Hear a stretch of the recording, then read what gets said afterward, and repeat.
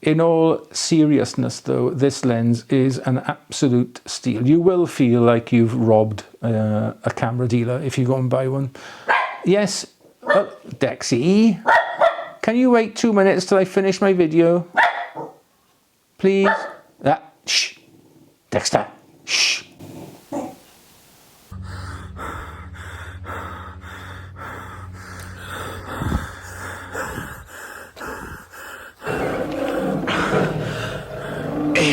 During the meanwhile... No. Oh. Well, hello, it's Dexter and me, and we are back with this latest batch of Tech Tuesday videos. But before we start, late last year, I was lucky enough to win a print made by my very good friend, Izzy Abulila. Now, Izzy is an expat living out in Australia. I think he is, judging by his accent, I think he's from like the Liverpool area maybe. But if I'm wrong, Izzy, please let me know. But I'm sure I can detect a sort of a Scouse accent in there somewhere. Anyway, Izzy is one of the finest GFX photographers I've come across, or one of the finest landscape photographers I've come across in my lifetime, really. His work is absolutely spot on. It is on point. So if you like, Izzy's a bit of a long exposure specialist. Now, I'm not a huge exponent of long exposure photography myself, but when I look at Izzy's work, it really is. As I say, it's on point. So I'll leave a link to Izzy's channel below. Please go and check it out. He's a lovely chap. He's got a lovely dog as well called Rafi, and you must check Rafi out too. But anyway, thanks Izzy. The prints have arrived safely. I will now be frame shopping, and they are going to have pride of place somewhere in my lounge, I think, to be honest. I'm going to hang them up in my living room. Anyway, today's, I have to, hang on a minute, oh, there we are, before my laptop goes to sleep. Today's Tech Tuesday is all about a lens. Now, do you have a favourite lens? One that's like an old jacket or an old pair of slippers, you know, that you put on and you just, you know, you can't get rid of, and you feel immediately safe and secure and comfortable within them, and you'll never ever get rid of it. A particular prime, a zoom maybe, or a specialist lens? Well, I do, and I bought 3 of them now, but more on that later. And as predominantly a landscape photographer, you wouldn't think that the lens I'm going to talk about or tell you about is my all-time favorite, but it's a lens that I consider to be the finest I've ever shot with, regardless of any manufacturer, any design, or any purpose of the lens. And I've shot some spectacular glass in my lifetime, including Fujifilm's venerable GF medium format variants, and they are special. It isn't a wide-angle zoom, a wide-angle prime, a landscape shooter, or some state-of-the-art do-it-all lens. No, my favourite lens of all time is a now 17-year-old Micro Nikkor 105mm f2.8G VR ED macro lens. And in this video, I'm going to tell you why I hold it in such high esteem, and why I think really everyone should just go out and buy one right now. Well, everybody who shoots Nikon or adapted mirrorless lenses, that is. Go and buy one right now. Well, why have I bought 3 though? Well, I bought my first one when I started in Nikon digital photography way back in 2011 now. I bought one. It's one of the first lenses I bought.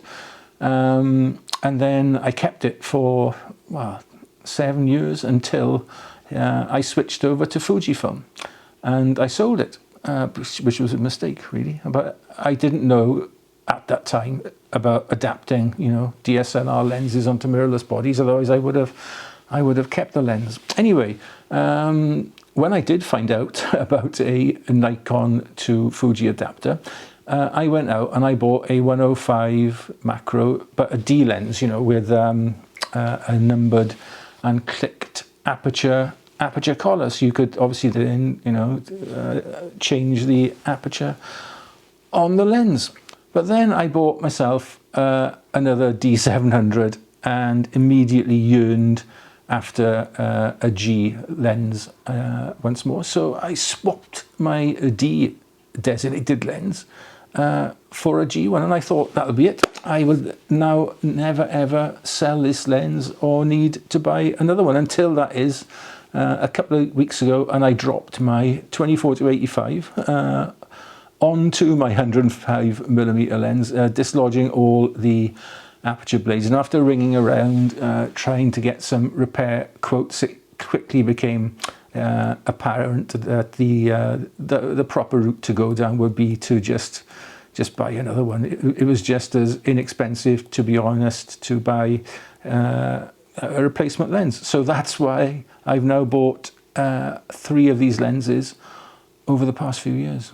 Anyway, usually at this point in my sort of vintage gear reviews, I will list off 3 or 4 reasons for you to rush out and buy the piece of kit that I'm talking about. But today, well, really, there is just one reason, and that is the lens's image quality. It really is up there with any modern lens that I've shot with, and whether you're using it as a macro lens, a portrait lens, a short telephoto lens, the pictures really, they just speak for themselves, particularly when partnered with an equally vintage Nikon D700. The results can be quite spectacular. Color rendition is second to none.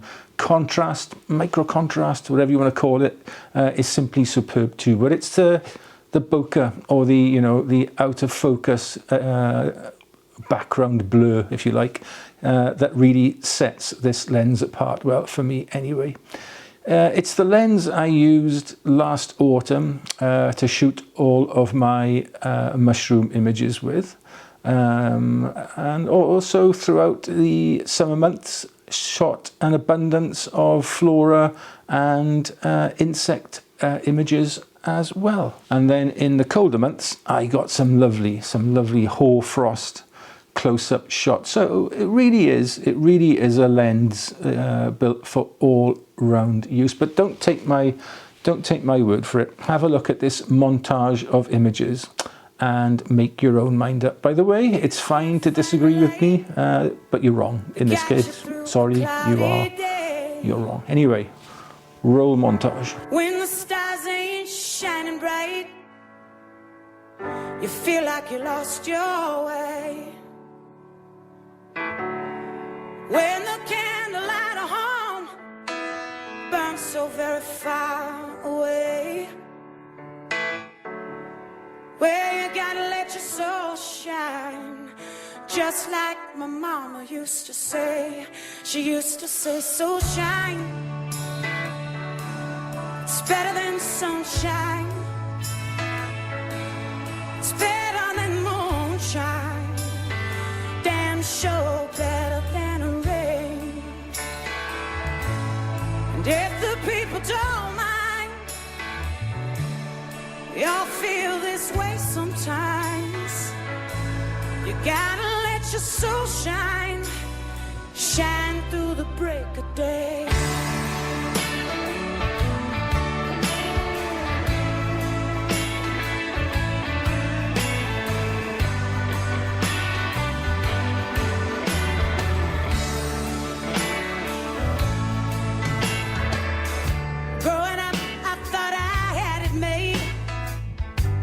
Could make it on my own,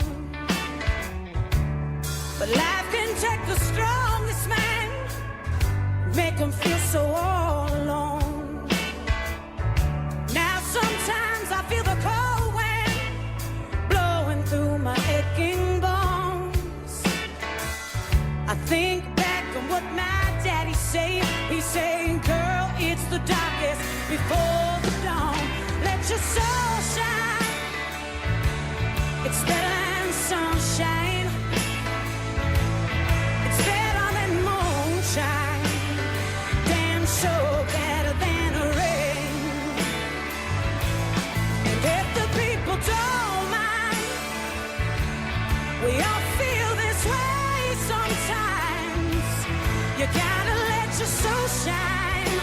what do you think after seeing that selection of images shot with this lens?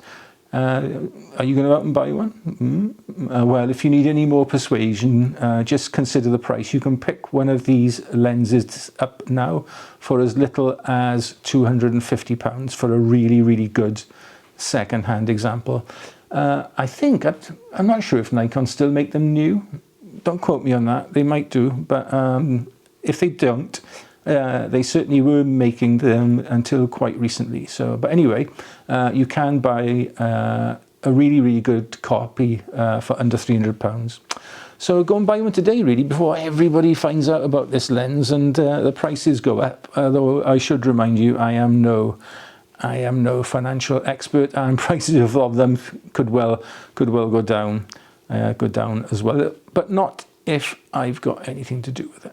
In all seriousness though, this lens is an absolute steal. You will feel like you've gone out and robbed a camera dealer if you get one of these. Yes, it might be ancient these days, but you know, do your due diligence and research and buy well from a reputable dealer with a warranty, and I guarantee that you will not be disappointed with this lens. Right, that is it for this first little Tech Tuesday in this spring 2023 batch.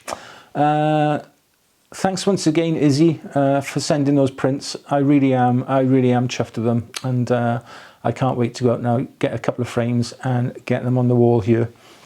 Yeah, but in the meantime, as I always say, stay safe, stay well. Look after yourselves, your loved ones, your little pets, and look after your old lenses too, and they will look after you. And just, you know, just be nice, all right? Be nice, and then nice things will happen to you. Like I got these prints. There we go. It's karma, isn't it? All right then. See you all on Saturday. Okay, ta-ra.